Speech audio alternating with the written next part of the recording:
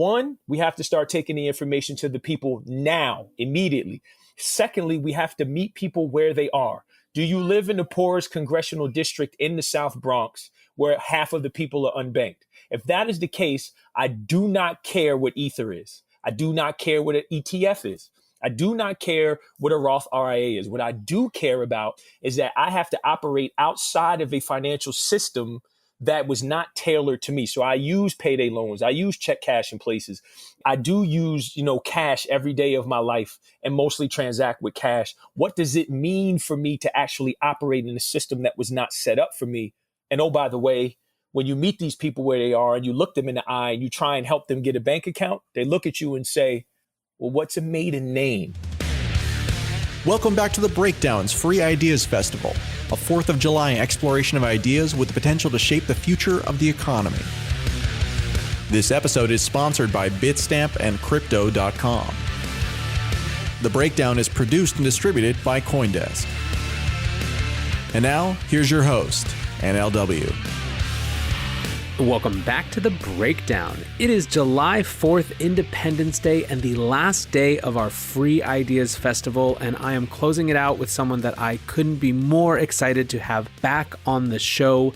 Tyrone Ross is a financial advisor. He's the director of community for Altruist. He's the host of the Human Advisor podcast, and he is an all-around incredible, thoughtful, giving guy who is here to talk about an incredibly important topic, financial education and financial literacy. There is so much to be said about this topic. There is so much to be done about this issue that I'm actually just going to turn it over to the interview right away and let Tyrone take it away. All right. I am here with Tyrone Ross. Tyrone, great to have you back on the show. Absolutely. Thank you for having me. I'm fired up for this one. Let's get right to it. All right. Okay. So you have been thinking a lot recently. I mean, not just recently, but especially recently about financial literacy, financial education. I guess just by way of starting, take me into where your brain has been over the course of the last month. I mean, it's been one of the most significant in our history in some ways. Absolutely. So let's just zoom out and look bigger picture. One of the things that I've been telling everyone is, again, rest in peace, George Floyd and that whole thing. But that was literally the match that set this whole thing off. But income inequality in this country has been an issue. Class in this country has been an issue. But if you zoom out and look at what's happening here, where you look at the looters and what they're actually taking and running to their gods, which is Gucci and Prada and Fendi, right? And then also you see videos of people going into Walmart and Target and stealing the basics of life, right? Toilet paper, Tide. There's a video I saw where this woman actually went back and was 2 or 3 times and just grabbed bottles of Tide. And it's like, this is a lens of America right now of what we're seeing. And what that means is that we've left out a whole class of people, one that we've made them believe that they should, idolize things. And then also we haven't given them the tools and resources for them to cover their basics. So I feel like right now we need to get back to the essence of what financial education is and even redefining financial literacy, because what I've found is people are equating financial literacy with the poor. And that's inaccurate. There's financial literacy all across the spectrum, all across socioeconomic status and class. And then also financial education broadens the spectrum, because now you start to really dig deep into what it means to be literate and to have an education, and also looking at what does education mean. I've educated you once you've learned something. That the education and me giving you that education is just part of the process. I need to make sure that you've been edified by it and inspired by it, and the message has got across. Once that happens, now you've gone from education to learning. And I think we really haven't done a good job with that. And myself, I work in an industry as a financial advisor where they spend $17 billion on marketing financial services, billion, and less than 1% on financial education. Think about that for a second. That is ridiculous. And that is why we are in the situation we are in this country. And oh, by the way, 60% of Americans are considered financially illiterate. So let's talk about literacy, because I think you actually touched on something. I want to actually combine two things that you talked about into one, because I think it gets at this fundamental contradiction in the system that we have. We speak about financial literacy as well, as though we kind of know what it means, right? We have the sense that maybe that means something shared across us. But let's talk about the fact that you have this situation where what we need for the way that America is structured to come back is people to spend money on stuff that they don't need, because we've designed this to be an ever sort of gnawing consumer society rather than something that's designed around resilience. And when most people think about financial literacy or like think about growing up, it was these lessons to like save for a rainy day and all this sort of stuff. But our economy doesn't reward that. In fact, it systematically disincentivizes that. It punishes people who do that. And so I think that it feels to me that part of the conversation about financial literacy is, what does it actually mean to be literate? What are the lessons that are relevant? And if we find that those lessons are leading people into a place that's less sustainable, right? That's pushing them too far out on some sort of risk curve, how do we pull that back? So, I mean, how do you think about like what it actually means to be financially literate? That's a really great question. And I can answer it personally because, again, as I've said to you multiple times, and I make no secret about, is I grew up in a financially illiterate home. I did not know what the stock market was until I was 26 years old. And having to come to, right, there's a couple of things here. There's a mindset shift that has to happen. But let's just go all the way back.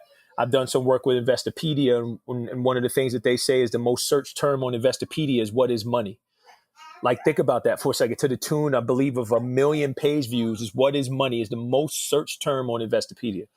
So we've done a really bad job of making sure that we are getting this education of what money is as early as possible into our school system. And a lot of people say, well, it needs to start in the home. Okay, well, yeah, if it starts in the home, what if your parents are my parents? Right? My father with a middle school education, my mother who dropped out of high school and had a baby at 17, they had no time to teach me about money. It was about survival, which leads me to the next point. Sometimes financial literacy is simply survival for some people. So what we need to do a better job of is, and again, I had this conversation with Hester Pierce a couple of weeks ago. She's like, oh, investor.gov, there's all this great information. How does the SEC get this to the people? I'm like, the issue, whether it's the SEC, FINRA, financial advisors, RIAs, wirehouses, crypto, we don't take the information to the people. We just simply say, it's here. Why aren't you guys using it? So one, we have to start taking the information to the people now, immediately. Secondly, we have to meet people where they are. Do you live in the poorest congressional district in the South Bronx where half of the people are unbanked? If that is the case, I do not care what Ether is. I do not care what an ETF is. I do not care what a Roth RIA is. What I do care about is that I have to operate outside of a financial system that was not tailored to me. So I use payday loans. I use check cash in places.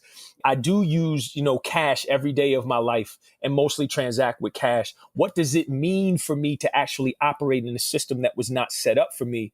And oh, by the way, when you meet these people where they are and you look them in the eye and you try and help them get a bank account, they look at you and say, well, what's a maiden name?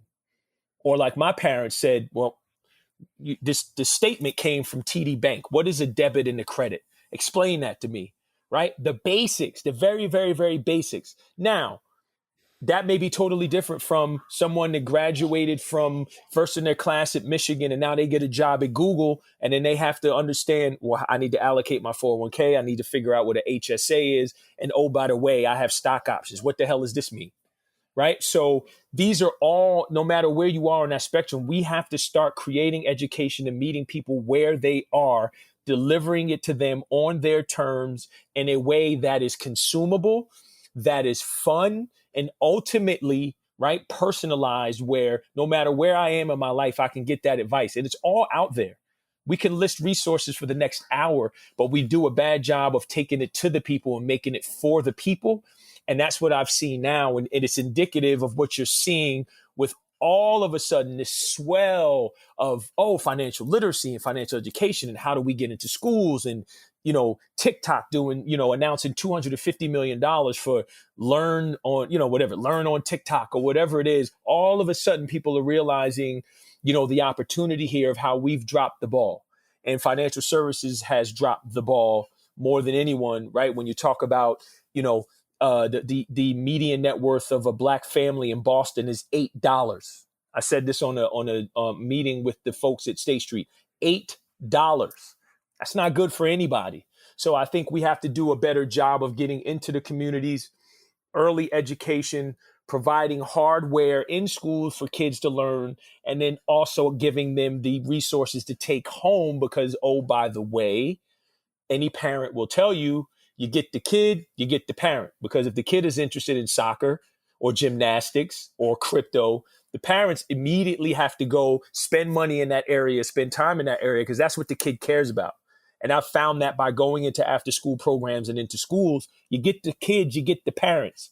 Now you send them home with hardware, a laptop or data or games or whatever it is where they can play inside of the home. And then you're educating the parents as well.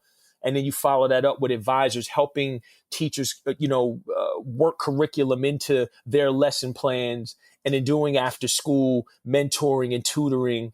And then you pair that with, making sure that resources in bank branches and in credit unions and, all of these places are well funded to then turn around and educate the community.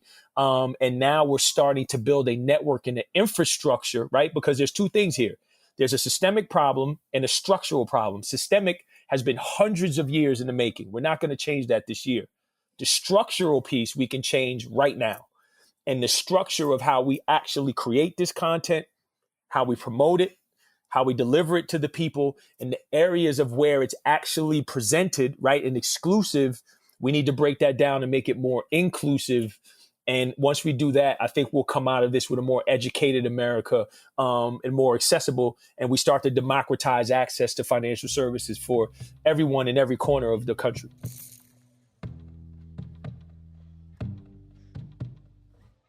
Bitstamp is the original global cryptocurrency exchange. Since 2011, Bitstamp has been the preferred exchange for serious traders and investors. Trusted by over 4 million customers, including top financial institutions. Bitstamp is built on professional-grade trading technology. Their platform is powered by a NASDAQ matching engine, and their APIs are recognized as the best in the industry. Download the Bitstamp app from the App Store or Google Play, or visit bitstamp.net/pro to learn more and start trading today. That's bitstamp.net/pro. What's going on, guys? I'm excited to share that one of this month's breakdown sponsors is Crypto.com. Crypto.com offers one of the most cost-efficient ways to purchase crypto out there, as they've just waived the 3.5% credit card fee for all crypto purchases. What's more, with Crypto.com's MCO Visa card, you can get up to 10% back on things like food and grocery shopping. When you buy gift cards with the Crypto.com app, you can get up to 20% back. Download the Crypto.com app today and enjoy these offers until the end of September. I want to hang on a couple different parts of what you said or piece them out. But so first, around this idea that we make a mistake when we treat financial literacy like it's something just for poor people. Mm-hmm. So one of my favorite sort of social justice thinkers of all time is Jane Addams, who started Hull House in Chicago. And part of what I always loved about Jane Addams is that she was the most vocal about a problem which she recognized. And the way that she described it was this. She said, the problem with philanthropy is the unconscious division of the world into the philanthropists and those to be helped. And that was written in 1890, 1891, something like that. And mm-hmm. I see that everywhere. And I think to your point about just how wide reaching this problem is, I spent a lot of time in Silicon Valley, right? The opposite end of the spectrum when we're talking about financial literacy. And you know what no one ever did? And no one ever asked anyone to do is when they were presented with their startup package, right, with this massively reduced salary and a bunch of stock options.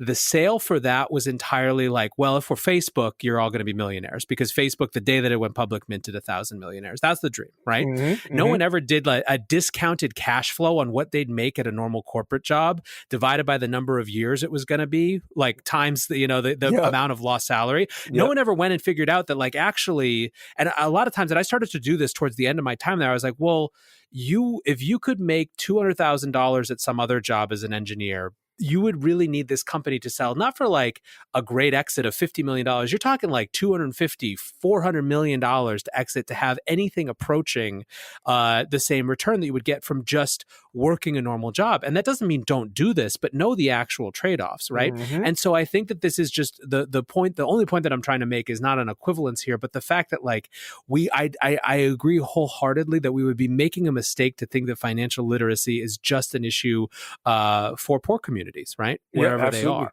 Absolutely.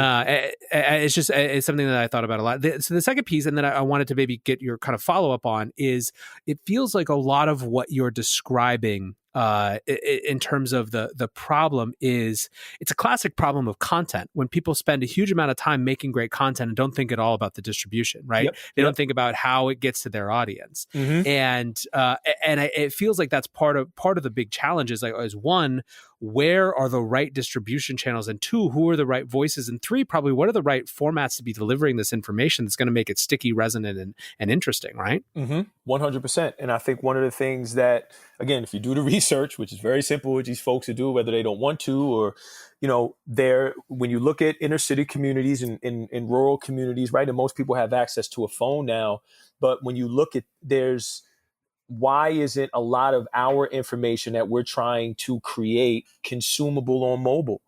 And why isn't it consumable in the areas where we know that these folks are going to be? And that includes partnering with payday lenders, which, oh, by the way, aren't that terrible.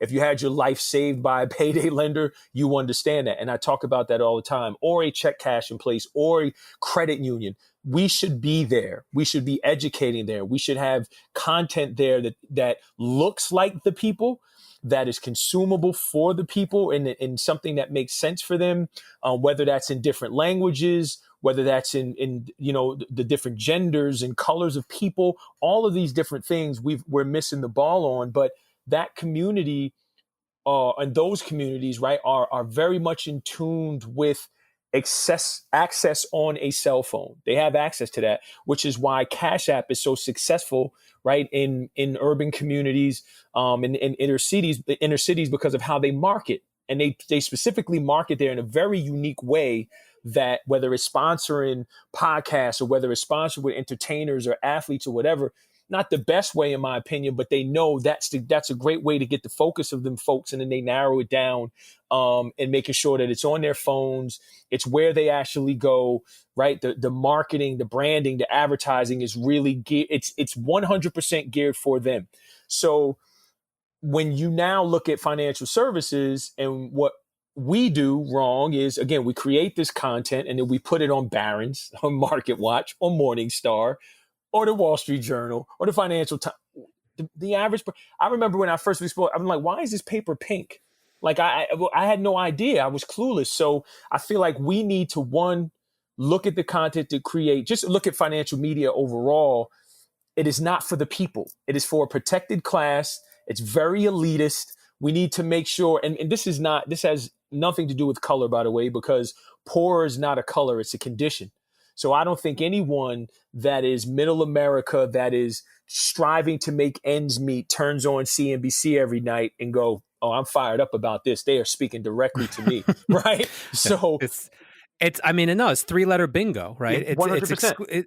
It's exclusionary by virtue of the fact that once you have mastered the set of terms, part of the way that you signal to the world that you get it is by using the lingo rather than actually making that lingo more accessible. 100%. And that's the thing. It needs to be jargon free, and everyone says that. But it's like, if it's really going to do that, you have to know your audience. We always say, who is it that you want to speak to?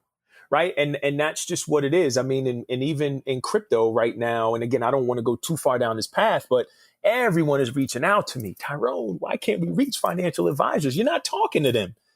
You're not speaking their language. They don't care about the halving. They don't care about SHA-256. They don't care about those things. You have to speak to the things that matter to them. The messenger matters. They're really smart people in crypto, no doubt. But at the end of the day, your conversation with advisors can't be 1% allocation. All right, great. How? Right? How do I do that right now? If I custody a TD Ameritrade, how do I do that? Right? So I think even with that, in an education, you have to know your audience. How do you reach them? What does it look like to reach them? Where do they consume most of that information? And again, the messenger matters. We need to send someone of their ilk to look them in the eye and says, this is for you. We've created this for you. We're bringing it to us specifically for you. And then once we do that, now we're going to make sure we empower you. Right back to my 3 E's: exposure, education, and empowerment. Financial services and even crypto now has that bug where it wants to lead with the middle E to prove to everyone how smart we are.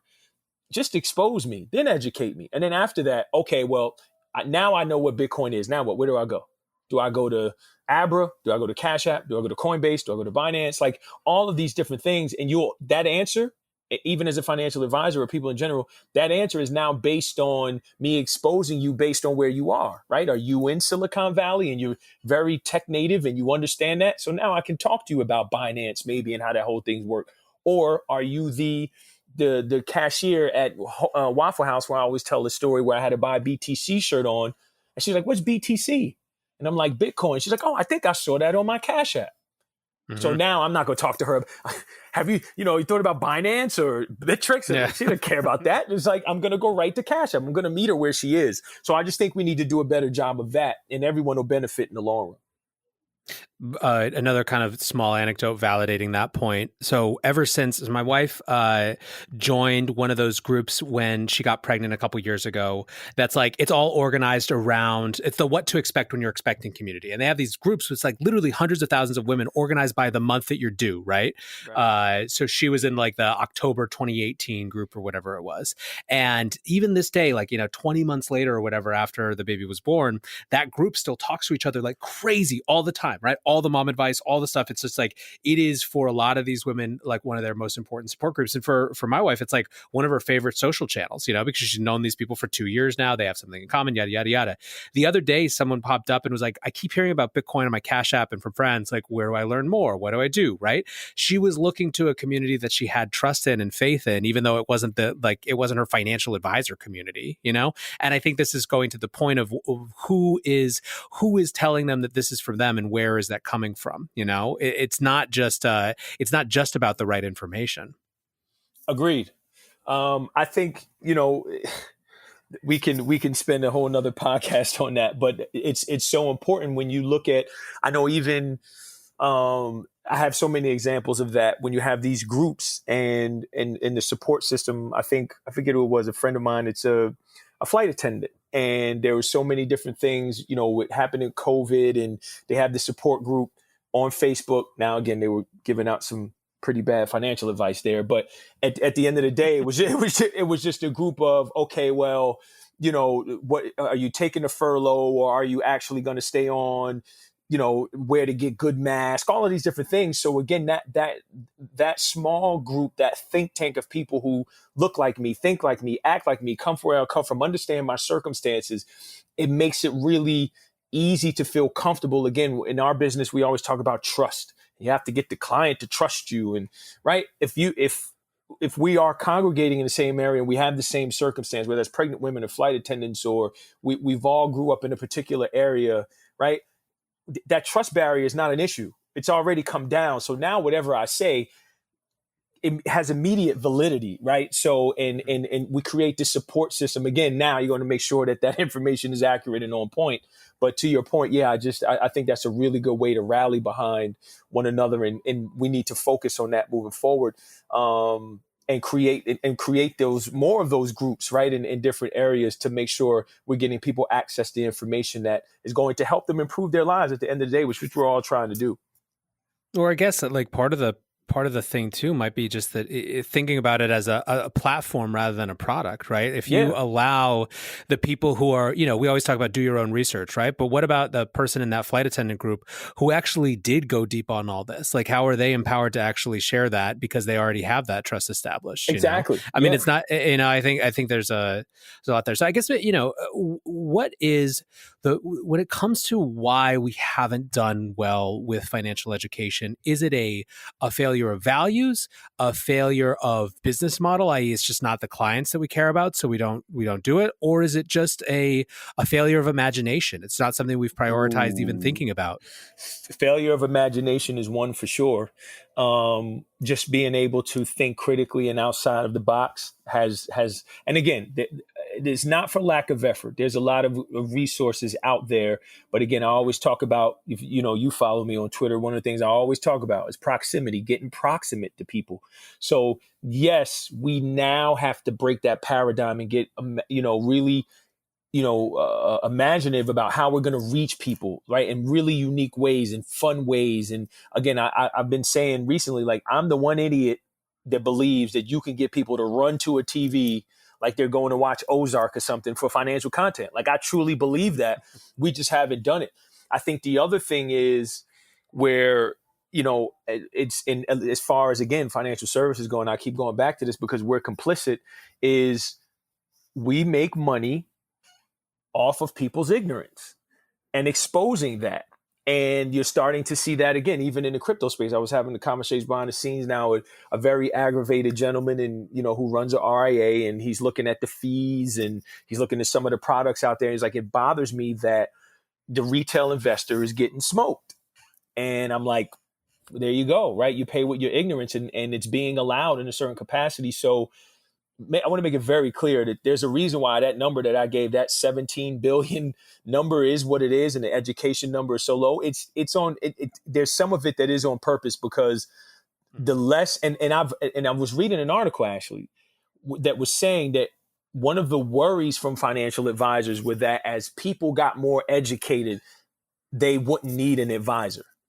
Now, how ridiculous is that? Like, obviously, the more, like, how ridiculous is that, right? So it's like, if I learn to read, I'm not going to read novels eventually. Yeah. I'm just going to keep reading kid books. Like, it doesn't make any sense. So that mindset has to be broken, right? And we're breaking mindsets here. And I think the last piece is just simply that when you look at, again, going macro, looking at the bigger picture, there's so many great resources out there and avenues where, if you want to get investor.gov from the SEC, and the Dallas Fed has something, and Investopedia and Coursera, and it's all out there, but it's all segmented, which is why, again, just a small plug here, but why I'm building what I'm building with Evolve, right, which is going to be a centralized hub for all things financial education in this country. You should be able to go somewhere where there's one spot where, whether you want information from Investopedia or you want it from CoinDesk, where you can get financial education in a particular area that is specifically geared for what it is: K through 12, NFL first round draft pick, small business owner in Detroit, single mom struggling to pay bills with 5 kids in Compton. There should be one place for that. And the bottom line is, right now there isn't. And, I'm really excited about building this and getting it off the ground. And I just feel like if there's just one place where people can go for any and everything related to financial education, it'll make it a lot easier for people to get what they need when they need it. So by way of wrapping up, over the last few months, we've also seen a huge surge of people getting into the stock market via Robinhood, right, around Portnoy and all this sort of thing, Wall Street bets. And one of the things that's fascinating is you see kids trading stock tips on TikTok, right? They're making these videos and things. And the dominant narrative or response to this has been, oh no, this ends in crisis. They're going to lose all their money. It's just like any other mania cycle. Where I'm sitting here being like, did you just say that kids are on TikTok talking about stocks? Exactly. Doesn't this feel like there's an opportunity there? And so I guess my final question is, well, one, what do you think about that? But two, do you think that as hard as this moment is, it is that sort of inflection point, it has that inflection point potential where we could be, really ready to design something different for the future? I love it the same way that I loved Robinhood when Robinhood came out, and those in my industry where I was getting in little bicker and rants and, little scuffles on Twitter about it, because Robinhood provides access. And that is the one thing that has been lacking forever, and give people access. And if they have free trades, it doesn't mean that they're going to trade themselves, and get in this. And yes, there's unfortunately, I know there was a sad story of a young man who supposedly, killed himself over, creating this tremendous debt for himself with it. But again, and God rest his soul. But I think for the most part, we have to look at the bigger picture here and providing access to the half of Americans who aren't even in the stock market. I've had so many people come to me and ask about Robinhood, and it's their first time, right? And it doesn't mean that everyone's going to trade. The other part of that, when you look at TikTok, I'm like, this is fascinating that people are actually going on there for financial advice. And now, instead of licensed financial professionals being scared or saying it's a bad thing, get on there. Control the narrative. Control the narrative on IG. Control the narrative on TikTok. Control it, because all we do on Twitter is throw the same information out to one another that we all know. It's like, seriously, yeah, how many blog posts am I going to read on PE ratios? We get it. All we're doing is screaming in the cafeteria to one another, but we have to get off of there now. Get on TikTok again, which is another reason why I've been so passionate about, let's create a new form of financial media. And I tweeted this. Let's pitch it to TikTok. Let's pitch it to Quibi. Let's pitch it to YouTube. Let's pitch it to Snapchat. That's where this next generation of investor that are going to fire their mommy and daddy's advisor right now, that's where they're getting their information. And that's why a lot of financial advisors are going to get fired. That, add crypto, and add the fact of right now, how financial media is going to change. A lot of financial advisors are in for a world of hurt. The financial industry is in for a world of hurt. And the revolution has come. And you saw, what did TikTok do? They go, all right, we're going to put $250 million into this. And we're going to start to control a narrative and create and look at the content, make sure it's really good, high quality truth.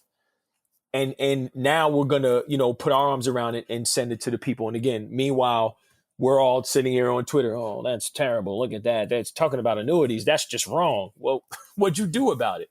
So, but yeah, I think that's the wave. And whether it's there, again, whether it's on Snapchat or wherever else, I think that's the future of financial education. And, we're trying to turn around the Titanic here, and it's not looking good.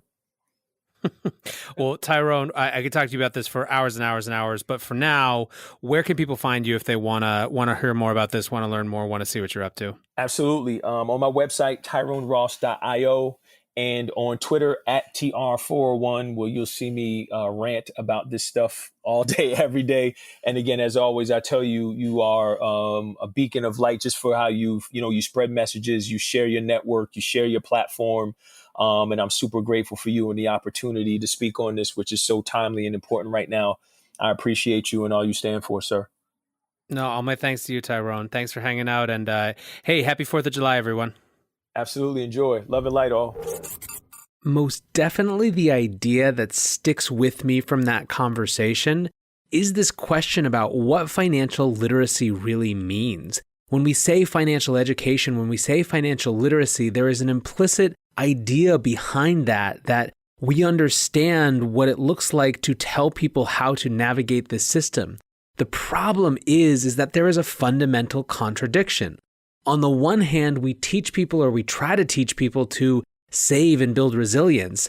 On the other, our system isn't designed to incentivize, encourage, or reward resilience. It's designed to encourage spending. It's designed to encourage spending on debt. It's designed to encourage a growing credit score and a growing credit balance. How do we reconcile that? How do we make financial education that is in line with what our economy is actually trying to do? And when you ask that question, it's hard not to come back to the idea that maybe we need not just financial education, but to rethink the way that we've designed the economy in a fundamental way, such that the education that we give, that we want to provide, the lessons that we want to pass on, actually reflect what's best for the economy as well. With that thought, I'm going to wrap this Free Ideas Festival, these 5 days of big picture, big think items. We will be back next week with your regularly scheduled breakdown, and so I hope that you are having a great 4th of July wherever you are. Until next time, guys, be safe and take care of each other. Peace. I'm Galen Moore, Senior Research Analyst at CoinDesk. On July 7, I'll be with Lucas Nuzzi from Coinmetrics hosting a live webinar on everything you need to know about a fundamental that's critical for understanding digital assets: Bitcoin days destroyed. Join us by signing up at coindesk.com/signup.